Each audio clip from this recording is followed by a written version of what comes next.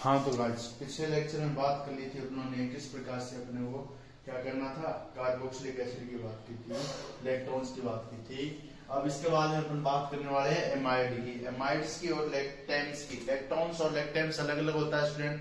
यहाँ पर amide aliphatic हो सकता है 1 डिग्री 2 डिग्री 3 डिग्री बात करेंगे।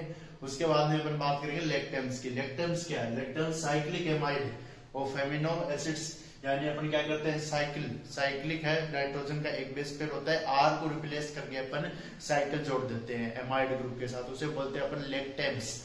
लैक्टेम्स की अपन ऑब्वियसली पता है एमाइड्स और लैक्टेम में से ज्यादा किसकी होगी? लैक्टेम्स की होगी। क्यों? क्योंकि इसमें इफेक्ट देखने को मिलेगा। इफेक्ट देखने को मिलेगा तो बता देता हूँ, इफेक्ट देखने को मिलता है इसलिए क्या हो जाती है, इनकी जो फ्रीक्वेंसी होती है स्ट्रेंथ वो क्या हो जाती है, कम होती है या ज्यादा होती है? फ्रीक्वेंसी होती है वो इसकी कम हो जाती है। मैंने बताया परसेंटेज रेजोनेंस इनवर्सली प्रोपोर्शनल किसके होता है स्टूडेंट? इनवर्सली प्रोपोर्शनल होता है वेव फ्रीक्वेंसी के। जितना ज्यादा रेजोनेंस होने की संभावना होती है उतना कम वेव नंबर जाता है, यानी उसमें प्लस इफेक्ट होता है, और जितना ज्यादा माइनस होता है उतना वेव नंबर ज्यादा जाता है। तो यहाँ पर एमाइड लिखिए, एमाइड RC डबल NH2, ये इसका फॉर्मूला। माइनस आई इफेक्ट इसमें लिखिए, माइनस आई इफेक्ट होता है, माइनस आई इफेक्ट होता है। इसमें स्पेक्ट्रा किन के कारण आएगा? RC के कारण, C डबल बॉन्डों के कारण, NH2 C डबल बॉन्डों के कारण, तीन स्पेक्ट्रा प्राप्त होंगे, इफेक्ट होता है। इसमें देखिए ग्रेटर मोबिलिटी ऑफ आयन होती है, आयन होती है तथा इसमें नाइट्रोजन की ईएन कम होती है, ईएन कम होती है, इसलिए इसका स्पेक्ट्रा लोअर वेव नंबर आता है, लोअर वेव नंबर पर आता है।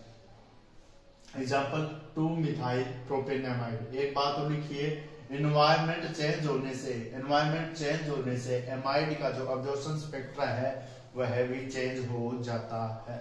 इसमें 2 मिथाइल प्रोपामाइड, इसमें देखिए स्टूडेंट 2 मिथाइल प्रोपामाइड, ये इसका एग्जाम्पल है, और अदर भी आ सकते हैं। 2 मिथाइल, 2 नंबर मिथाइल है, प्रोपामाइड है यानी प्रोपेन यानी 3 रिंग है और एक एमाइड है, ये बोलते हैं।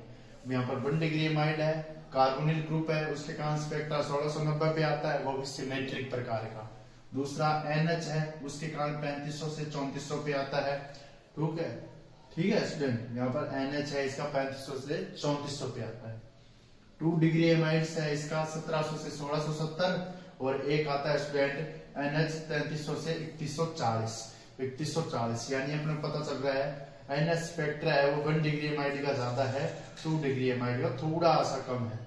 अब इसके बाद में 3 डिग्री एमाइड का स्पेक्ट्रा लिखिए। 3 डिग्री एमाइड का स्पेक्ट्रा डीप फॉर्मेशन के कारण आता है, जो कि 1500 से 1510 सेंटीमीटर पर प्राप्त होता है, 1500 से 1510 सेंटीमीटर पर प्राप्त होता है। इसके बाद में लिखिए लैक्टेम्स में लिखिए cyclic amide of amino acids है ये।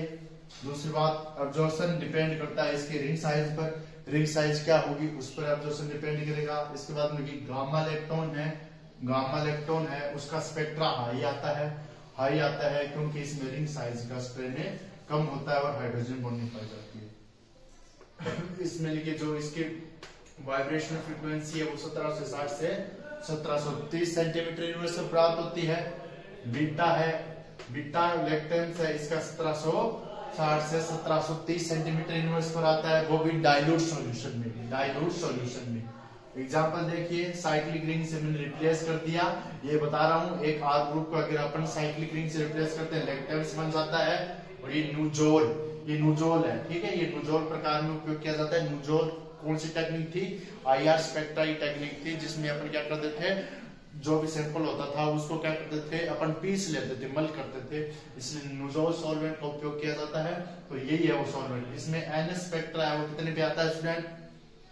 3370 पे, वो भी एसिमेट्रिक पे। कैसे पे आता है? एसिमेट्रिक सिमेट्रिक पता चल गया, दोनों ग्रुप सेल से सिमेट्रिक अलग अलग है तो एसिमेट्रिक, यानी एक एथिल रिंग है, एक एथिल रिंग जुड़ी हुई है, एक प्रोपिल रिंग जुड़ी हुई है, अलग अलग है इस प्रकार से।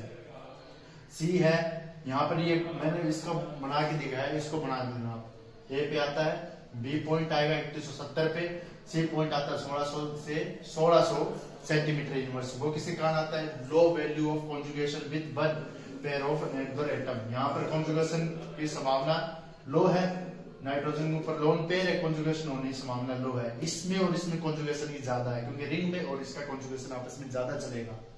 Low value of conjugation with one pair nitrogen atom. इसके बाद में DNH बेंडिंग इन एमाइड्स, NH बेंडिंग इन एमाइड्स, ये होता है अपना एमाइड और लेक्टम्स, एमाइड और लेक्टम्स।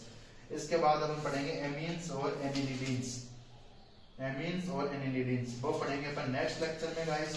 तब तक के लिए स्टूडेंट पढ़ते रहिए, मस्त रहिए। इसके बाद अपन एमाइड्स एनिलीडीन्स पढ़ेंगे, फिर नाइट्राइल का बचेगा, ठीक है, 2 लेक्चर और बचेंगे स्टूडेंट इसके।